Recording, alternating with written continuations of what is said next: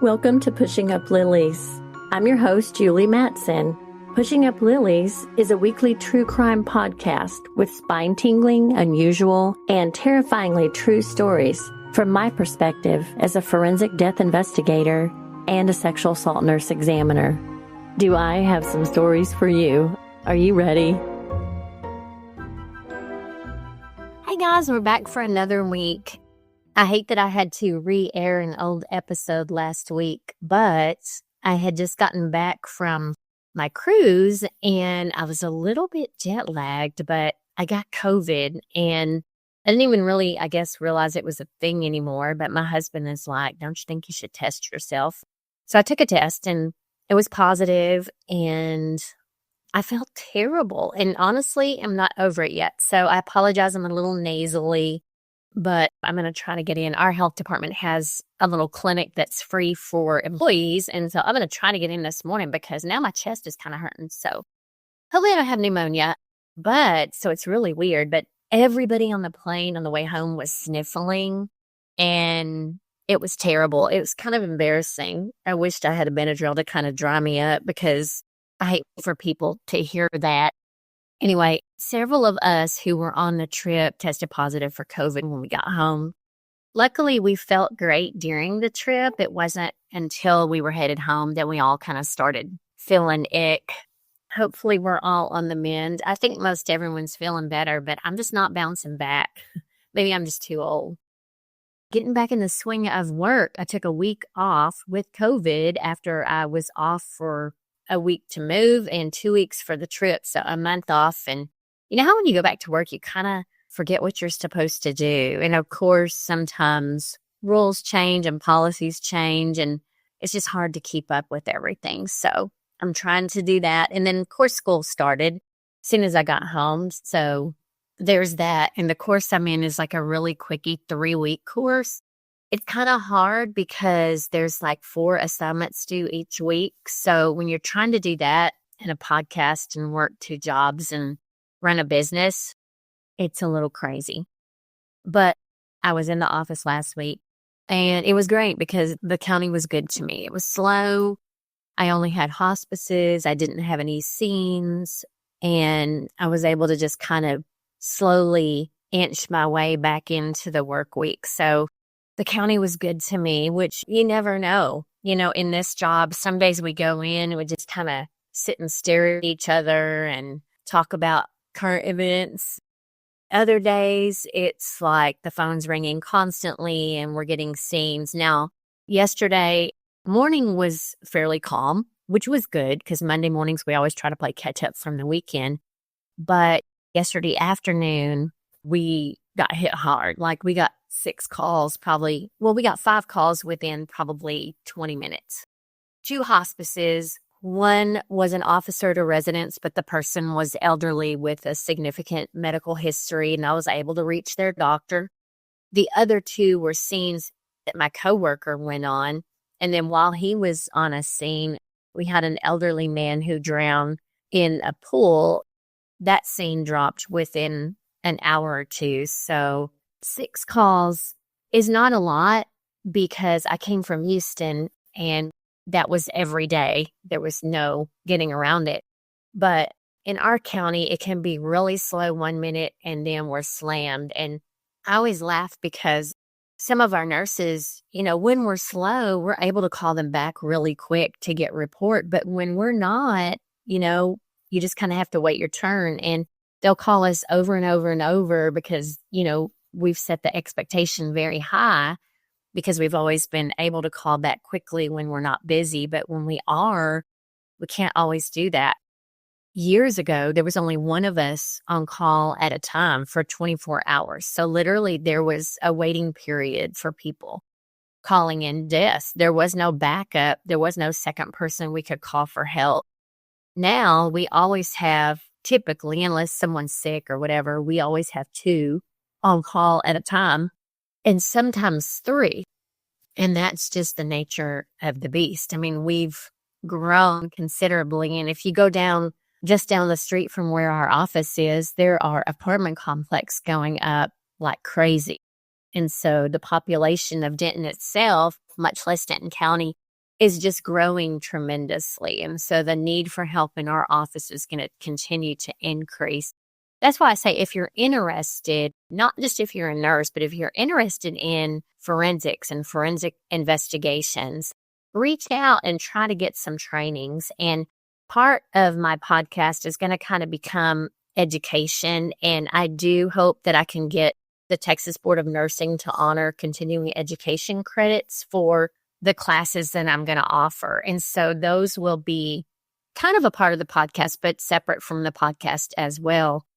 I feel like that it's important to get that forensic background and a little bit of education, even in the hospital setting, because there are so many things that happen when a homicide comes into the ER or a rape victim ends up in the ICU. There's a lot of things to know that are not necessarily common sense. I mean, it's not something that we've ever been brought up against at times. So it's new and it's always good to learn. I feel like forensics is interesting too. So it's kind of, you know how you go through the list of CEUs and you pick and you're like, what kind of continuing education? And you're like, forensics, that is fun. That's interesting. And everyone wants to learn about it. So I'm hoping that I can offer y'all that in the near future, not only for CEUs, but also just to educate people on what to do and what we do and how forensics works and what to watch out for and what not to touch and what not to step in and all those kinds of things. So anyway,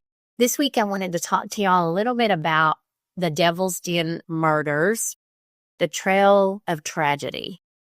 On July 26, a simple family hike at Devil's Den State Park in Arkansas turned into a nightmare. Clinton David Brink, who was 43, and Kristen Amanda Brink, who was 41, were both fatally stabbed in front of their daughters.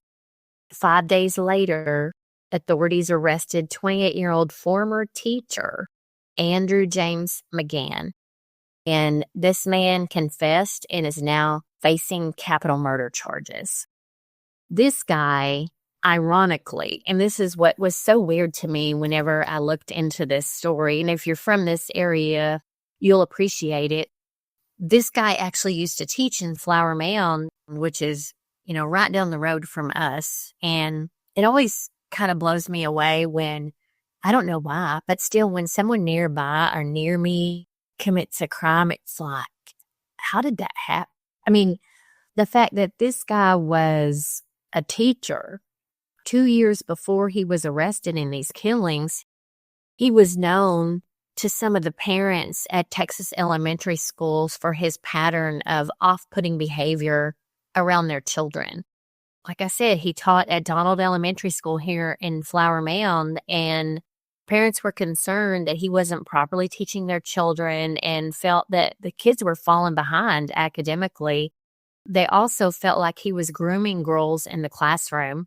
Some of the kids would come home and say that he wanted to play tag with them and that he played tag at recess every day with the girls, and that he would give out candy and special prizes, but the boys wouldn't get them. It was only the females. Some of the other parents in the 4th grade that he taught said that he would arrange special lunches where only certain girls would remain in the classroom. Some of the parents actually alleged that he encouraged girls to sit on his lap. The kids that were on this hike with their parents were 7 and 9, and these parents were fatally stabbed in front of these children. They don't believe that there's any known association between him and the victims. They also don't believe that the daughters were the intended target. So it appears to have been just a random attack, and they really don't know what the motive is at this point. Clinton and Kristen were new to Arkansas, and they were hiking with their daughters, who again were 7 and 9, roughly half a mile into the park when they were attacked at around 2:30 p.m. So this is like broad daylight. This guy apparently just comes out of nowhere and attacks them. And Clinton was apparently stabbed first. And then Kristen, as a mom would, led her kids to safety. And then she returned to try to help her husband, who she probably assumed was fighting the guy off, and she was going to go assist him. but she was also killed. The children escaped unharmed and alerted authorities. And so they are, I guess, I think they said with other family members at this time. Clinton was licensed as a milk delivery driver, and Kristen was a registered nurse originally from South Dakota, and they had moved to Arkansas just weeks before the incident occurred. They died protecting their children. And, of course, family and officials are praising their final acts of bravery. So it's so sad, what these small children had to see. And if that's not the worst part of it, now, they don't have either parent. It's devastating. And it's so sad to think that, you're on vacation or you're just enjoying a day with your family, and then a tragedy like this strikes. And it wasn't even like just an accident. This is just a person taking someone else's life, which is just devastating, especially when it's witnessed by children. Authorities, of course, launched a massive search after tips and surveillance captured a black Kia Stinger leaving the scene. And again, love cameras. I don't know what we did back in the day when people didn't have cameras. And, when they first came out, I kind of thought, why would you want a camera there? Or why do people feel the need to video everything? Well, this is why. And I have to say, I was kind of one of those naysayers at first when they came out. And I was like, how nosy, But you know what? They have saved us so many times to help find perpetrators and to record incidents that we would not have otherwise been able to obtain information about. I highly encourage the use of them, even, front door ring cameras or anything. Businesses, we've had businesses who put up cameras to try to scare people or make people think you're being videoed, but they don't work. So they should work. You need to make sure that they're functioning. And a lot of times it's just a matter of charging the battery or connecting them to Wi-Fi. But in your business and even in your residence actually can be very helpful. You don't ever think that you're really going to need them. But in incidences like this, we find that it's amazing to have them nearby. So on July 30th, McGann was arrested mid-haircut at a Springdale barber shop, which I think is hilarious. The police went in and arrested him while he was getting a haircut. He was strangely silent when the police came in and was also quiet when they asked for his ID. He surrendered without incident, still had his barber cape on. I'm sure the barber was completely freaked out and unaware of what was supposed to happen. I feel like I read a story that said that just the guy was weird, like he just didn't seem to not have a soul. Andrew James McGann is 28, grew up in Garfield Ridge, Chicago. He attended Fenwick High School. Childhood friends describe him as normal. Again, people snap. He might have been a normal kid. I'm sorry, when I look at the pictures of him online, he does not look normal. He may have been back then. Something happened.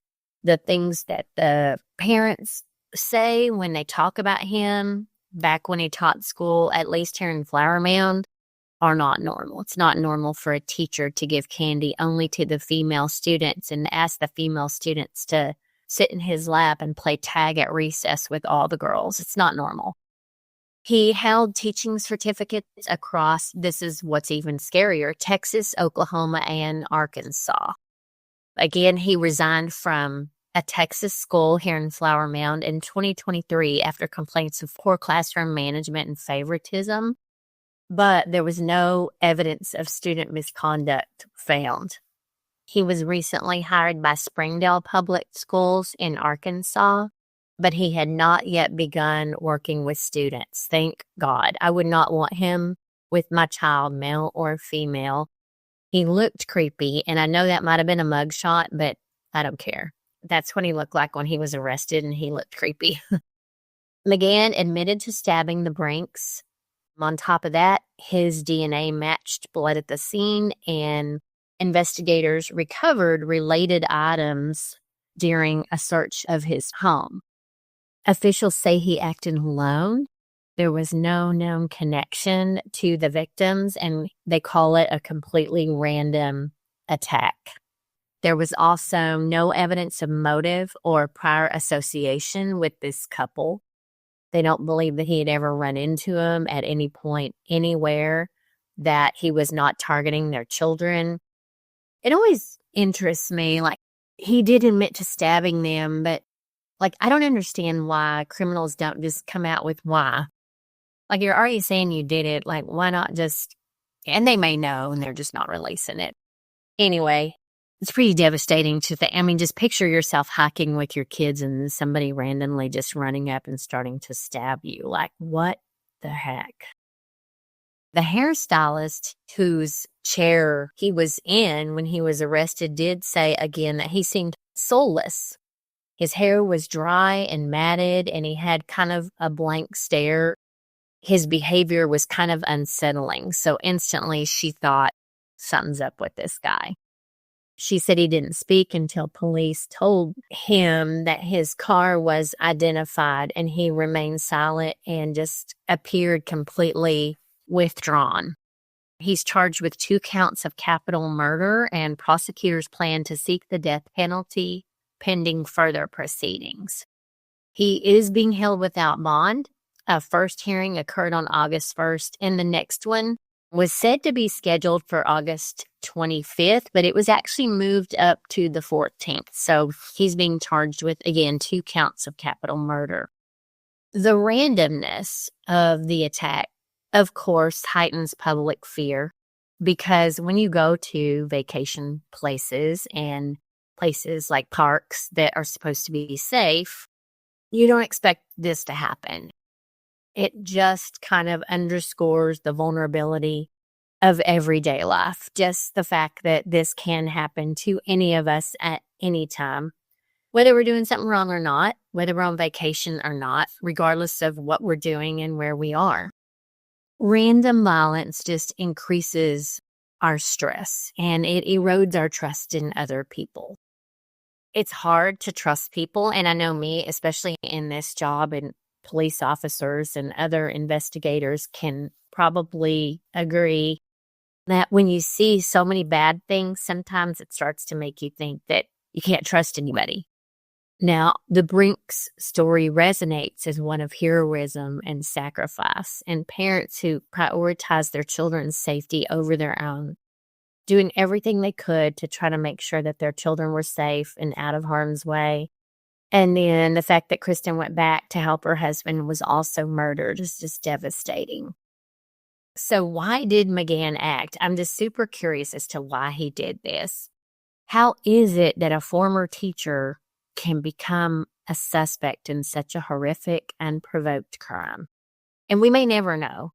Who really knows why he did this? And I just wish he would tell somebody. And if he does, I hope they share it with us. But we want to remember Kristen and Clinton Brink, brave parents again, whose last act was heroism for their daughters. The park is said to be closed until further notice, and it's being watched closely. Unfortunately, there are many times copycat crimes that take place after things like this, just like there are with movies and those types of things. So they are watching the park closely. It is closed until further notice. The court date was moved up to August 14th. And I guess the takeaway is to just like watch your surroundings. I know we've talked about this many times, but safety when you're outdoors and indoors, just unfortunately we have to watch our backs. And yeah, it's a scary world. I'm anxious to see when it won't be very long, 9 days, I guess, before this goes back to court. And I'm interested to see. I hope it's televised. I always want to watch these. I can remember the days of court TV. And you know what? It may still be on, but court TV, and I watched the O.J. Simpson trial, and I was just like glued to my television. I wanted to watch every single minute of coverage. And it was so interesting just to see it all. And I can imagine to be involved in the courtroom and to be one of those attorneys would have been just so stressful. I would not want that job, but at the same time, I think I would have loved to have been the investigator, the O.J. Simpson murder. We always like a challenge, as a death investigator. We always want something new and something that we haven't had before. And we've had double murders here multiple times, but a high profile case like that is always kind of one you're like, I hope I'm on call if it happens, but we know that it will. This definitely won't be the last murder. It wasn't the first. Super excited, y'all. We have our very first annual Pushing Up Lilies murder mystery dinner. It's going to be held October 11th at Prairie House Restaurant in Crossroads, Texas. We will have chicken and beef fajita buffet, as well as a acted out murder mystery. This is going to be a 3-hour event. It's going to be so much fun. I believe the theme is going to be masquerade. You don't have to dress up. Many people are not comfortable dressing up, so you don't have to. But you can if you want. I kind of get nervous when I can't see people's faces personally, but I believe that that's the theme as of now is going to be masquerade. And I need to check to see how many tickets are left, but they were selling quickly. And like I said, we're only selling 60. We have to have room for the death to occur in the corner. We have to have a little bit of room for the actors, even though they will be walking around and be very interactive during the play. And these are actors. This is not me trying to put on a play. These are actors. So I have paid them well to come and provide the entertainment, and the food will be amazing. If y'all have not been to Prairie House, I highly encourage you to come, if for nothing else, the food, and just to visit. So I will put that on my Facebook page again, and be sure to follow me on Facebook. Also, I am happy to say that McCart Street Mercantile here in the Crum area, which is close to where we moved to, is such a cute little store. So we went in there a couple of weeks ago. They had a couple of booths open. So I'm going to open a little clothing boutique that will be online, and we'll also have a Facebook page called Wildflowers and Whiskey. And that's going to be women's clothing and accessories. And so that's going to be a booth inside the McCart Street Mercantile.